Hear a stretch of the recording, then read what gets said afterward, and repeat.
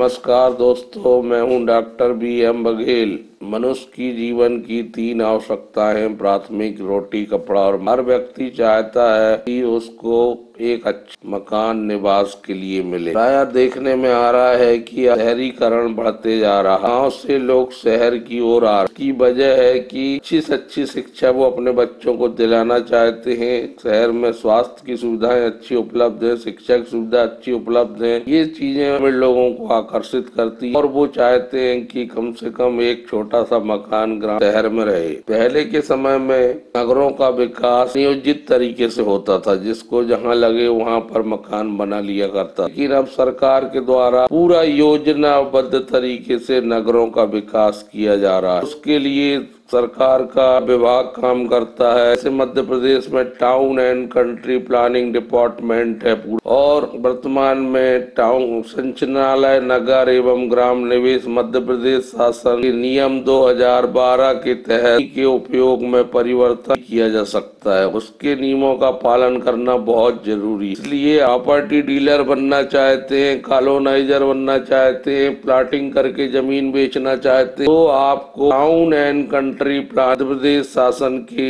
नियम 2012 की विभिन्न कंडिकाओं, निर्देशों, आदेशों का पूर्ण रूप से ज्ञान हो। एक प्रॉपर्टी डीलर बनने के लिए पूरी विधिवत रूप से लाइसेंस प्राप्त करना पड़ता है। लाइसेंस प्राप्त करने के उपरांत ही कॉलोनाइजर बन सकते हैं। और एक कॉलोनी में विभिन्न प्रकार की सुविधाएं विकसित करनी होती। कॉलोनी बनाने के लिए शासन के मापदंड बने हैं कि इन मापदंडों को पूरा करेंगे तभी वैध कॉलोनी। उदाहरण के लिए वैध कॉलोनी में मुख्य सड़क रोड जो है आपकी वो 40 फीट की लगभग होना चाहिए। उस वैध कॉलोनी में एक बगीचा होना चाहिए। उस वैध कॉलोनी में बिजली का ट्रांसफार्मर लगाना जरूरी है। वैध कॉलोनी में रोडें अच्छी बनवाना जरूरी है। उस वैध कॉलोनी में नालियां बनवाना जरूरी है। मध्य प्रदेश सरकार ने नगर के लिए वर्ष 2035 तक के लिए नगर विकास या शहर विकास योजना लागू कर दी है। इस योजना पूरी जानकारी आपको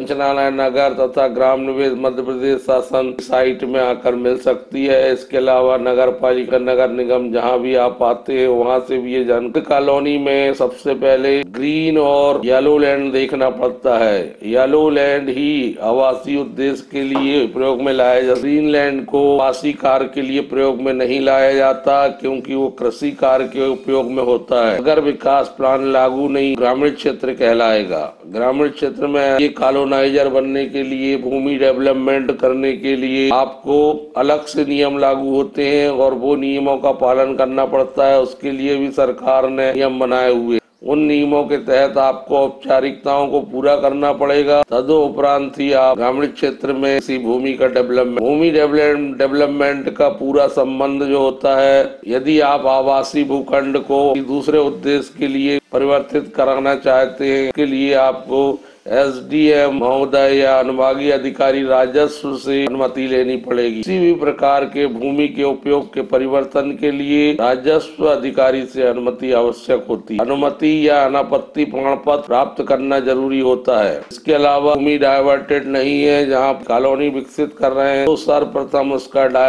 डाइवर्सिफिकेशन कराना पड़ेगा, डाइवर्ट कराना पड़ेगा, अर्थात उसके भू उपयोग का उद्देश्य का परिवर्तन कराना पड़ेगा। अगर वो कृषि है तो आपको नॉन कृषि कराना पड़ेगा। डायवर्सन कराना अति आवश्यक है।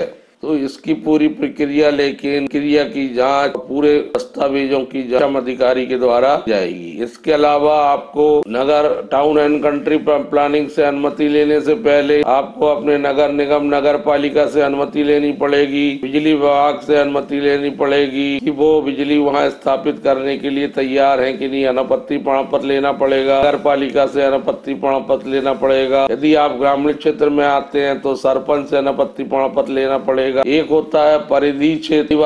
जब मास्टर प्लान विकसित किया जाता है, वो किसी शहर या कस्बे के लिए होता है। कोई हिस्सा ऐसा होता है जो प्लान के अंतर्गत नहीं आता या उसको प्लान में इंगित नहीं किया जाता, जहाँ पेरिफेरल बेल्ट होता है, ऐसी योजना को इंगित नहीं किया जाता है। वह क्षेत्र जो राज्य सरकार द्वारा शहरी विकास एवं आवास विभाग में समय समय पर अधिसूचित किया जा सकता है, और जहाँ गाँव का कोई हिस्सा परिधि बेल्ट के भीतर आता है, पूरे गाँव गांव का को भी परिधि बेल्ट में माना जा सकता है। शहर से चूंकि जुड़ा हुआ है और वहां तक नगर डेवलपमेंट प्लान गया है, लेकिन कोई गांव वहां पर बिल्कुल किनारे का है और उसको नगर डेवलपमेंट में शामिल नहीं किया गया, तो परिधि बेल्ट कहलाएगा। और इसके रजिस्ट्री की दरें होंगी वो लगभग सामान्य भूमि की तुलना में, समान भूखंड की तुलना में ज्यादा होंगी, क्योंकि लगभग वो पार्ट नगर का ही, तो उसके लिए उसको डेवलपमेंट के लिए आपको परिधि बेल्ट डेवलपमेंट भी किया जा सकता नहीं कि परिधि में आ गया तो वो डेवलप नहीं हो सकता, वो भी डेवलप हो सकता है, लेकिन अगर उसमें नगर विकास पालन नहीं तो फिर ग्रामीण विकास के हिसाब से डेवलप होगा। लेकिन उसमें वही सब नियम लागू होंगे कि आपको कॉलोनाइजर होना चाहिए और वैध कॉलोनी के पूरे नियम लागू होंगे, सारी सुविधाएं फैसिलिटी आपको देना पड़ा। उसमें कहीं ना कहीं उसको सांकेतिक रूप से बतलाया जाएगा